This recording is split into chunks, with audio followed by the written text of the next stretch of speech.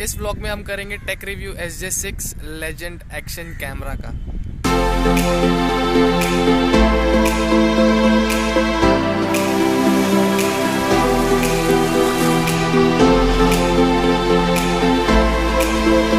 Okay, सो इस camera को मैंने ऑलमोस्ट 8 से 10 महीने पहले लिया था अमेजोन प्राइम से 9500 के आसपास। और इस वीडियो में मैं आप लोगों को इसके ज़्यादा डीपली टेक्निकल रिव्यू के बारे में नहीं बताने वाला हूँ, बट मैं बताऊँगा मेरा जो पर्सनल एक्सपीरियंस था, ऑनेस्ट एक्सपीरियंस मैं आप लोगों के साथ शेयर करूँगा 8 से 10 महीने के जो पीरियड में मैंने ये कैमरा को यूज़ किया था उसके बारे में। अब यहाँ पर हम किसी भी तरीके का अनबॉक्सिंग नहीं करने वाले हैं, क्योंकि ये कैमरा मैंने बहुत टाइम पहले ले लिया था, जैसे कि मैंने आपको ऑलरेडी बता दिया है। बट अगर आप लोगों को इसके बॉक्स के अंदर कौन कौन से एक्सेसरीज मिलते हैं वो जानना है तो मेरे एक पहले का व्लॉग देख सकते हो, जहाँ पर मैंने इस कैमरा को मेरे हेलमेट पर माउंट किया था। अगर आपको वो वीडियो देखना है तो मैं कहीं पर यहाँ ऊपर दे दूँगा इसका लिंक, या फिर डिस्क्रिप्शन बॉक्स में आपके लिए अवेलेबल होगा। तो चलो करते हैं इस व्लॉग की शुरुआत। अब मैं इस व्लॉग को डिवाइड करूँगा 2 अलग पार्ट्स में, प्रो और कॉन्स। वैसे ये विंड नॉइज़ के लिए बेयर करिए मेरे साथ। हाँ, सो मैं बोल रहा था कि इस वीडियो को हम करेंगे 2 हिस्सों में डिवाइड, एक होगा प्रो और एक होगा कॉन। और ये जो प्रो और कॉन्स है वो मैं आपको दूंगा, मतलब मैं आपको बताऊंगा एक मोटो ब्लॉगर के पॉइंट ऑफ व्यू से, क्योंकि ये एक्शन कैमरा मैंने स्पेशली मोटो ब्लॉगिंग के लिए ही लिया था। ओके, तो चलो करते हैं शुरू इसके प्रोस से। वैसे भी कौन से हम शुरू नहीं कर सकते, कोई भी चीज़ बुरी चीज़ों से शुरू नहीं होती है, तो हम पहले अच्छी बात करेंगे इस कैमरा के।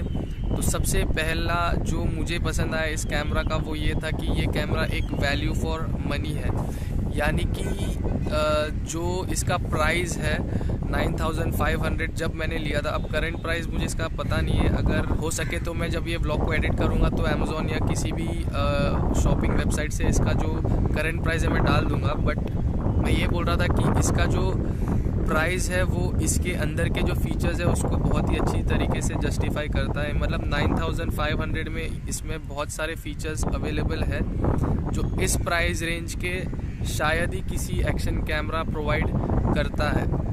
मैं इस चीज़ को बहुत ही ज़्यादा कॉन्फिडेंटली बोल सकता हूँ, क्योंकि जब मैंने ये कैमरा लिया था तब बहुत ही ज़्यादा रिसर्च करके लिया था, और उस टाइम पर मुझे इससे बेटर कैमरा नहीं मिला। यहाँ तक कि इसका जो क्लैरिटी है वो भी बहुत ही ज़्यादा बढ़िया है इस प्राइस रेंज में स्पेशली, मतलब क्योंकि मैं बोल रहा हूँ कि ये वैल्यू फॉर मनी है।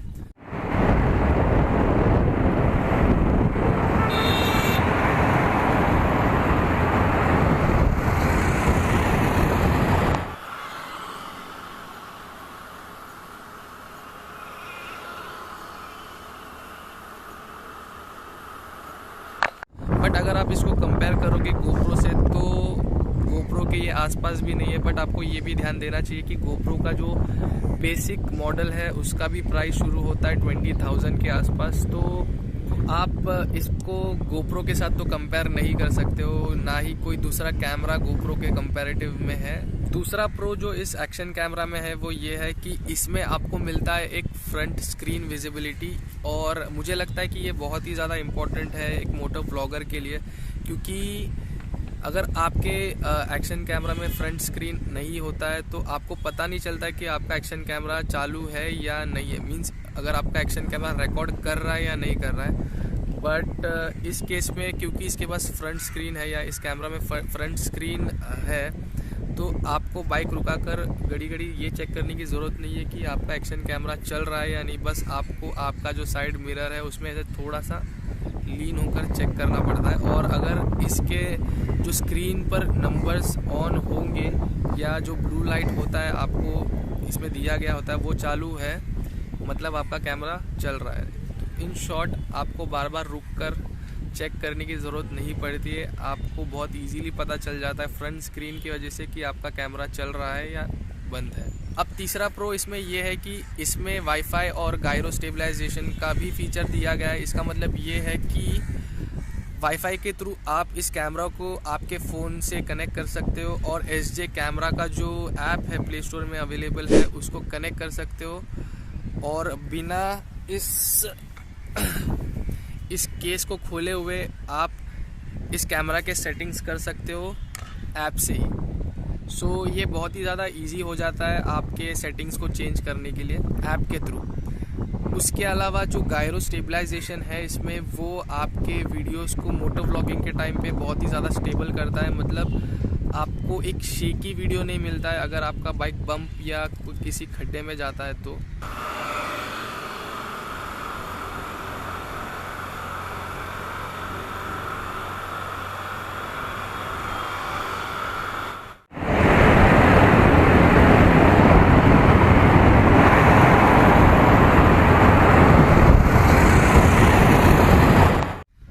ये एक बहुत ही ज़्यादा प्लस पॉइंट होता है किसी भी मोटो व्लॉगर या व्लॉगर को, कि उनका जो वीडियो है वो एकदम स्टेबल हो और ज़्यादा अनस्टेबल ना हो, क्योंकि व्यूअर्स को इतना ज़्यादा पसंद नहीं आता है। तो ये गायरो स्टेबलाइजेशन भी जो दिया गया है इस कैमरा में वो बहुत ही ज़्यादा फ़ायदेमंद है ब्लॉगर्स के लिए।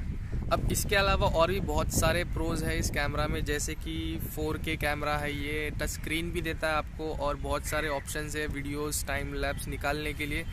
बट उतना डीपली हम उसके बारे में बात नहीं करेंगे, क्योंकि उसके बारे में बहुत सारे वीडियोस ऑलरेडी अवेलेबल है यूट्यूब पर। और यहाँ पर आप देख सकते हो मेरे चश्मों में सनसेट भी होने को आया है। तो हम क्या करेंगे कि फटाफट इस वीडियो को रैप अप करने की कोशिश करेंगे और अब शुरू करते हैं इसके कॉन्स के बारे में। इस कैमरा में सबसे बड़ी प्रॉब्लम मुझे लगी वो ये है कि इसका जो ऑडियो क्वालिटी है वो इतना ज़्यादा अच्छा नहीं है।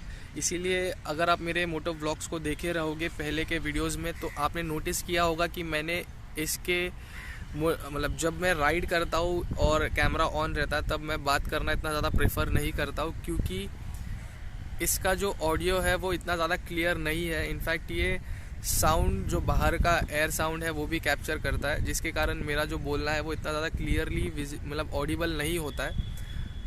तो मैं प्रेफर करता हूँ ज़्यादा बात नहीं करना और उसके बीच में मैं म्यूज़िक डालना पसंद करता हूँ। और अगर आप इस कैमरा के लिए एक्सटर्नल माइक भी ले लेते हो तो आपके लिए एक छोटा प्रॉब्लम रहेगा वहाँ पर, क्योंकि इसके एक्सटर्नल जो माइक है उसको अटैच करने के लिए इसका जो ये केस है वहाँ पर कोई भी स्लॉट नहीं दिया है।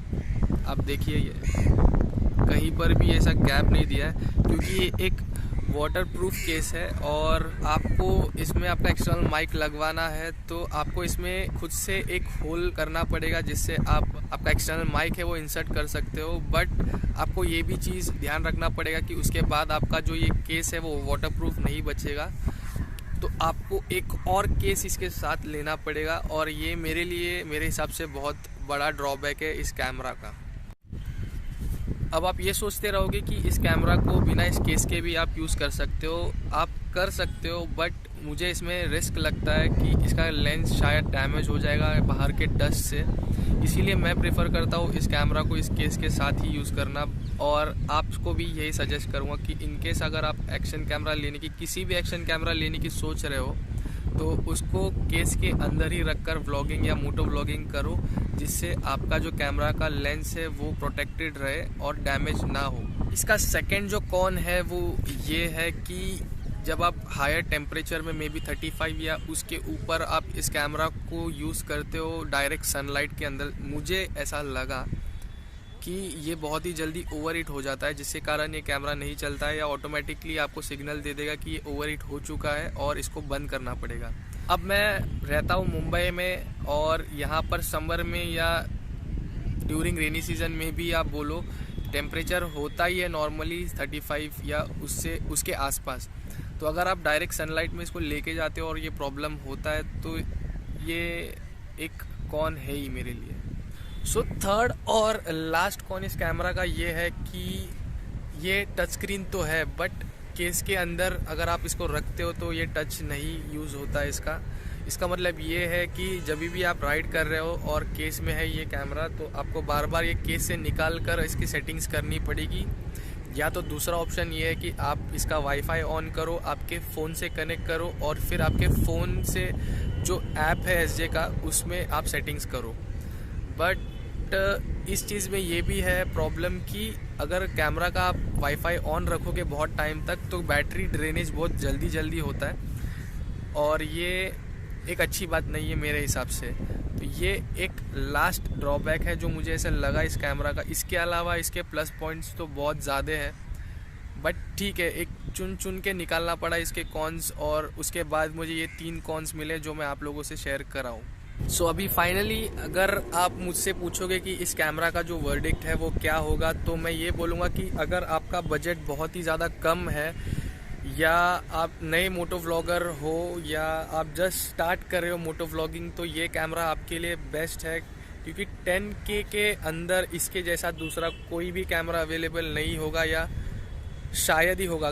सो अगर आप एक नए मोटो व्लॉगर हो या आपका बजट कम है, तो ये आपके लिए एक परफेक्ट कैमरा है।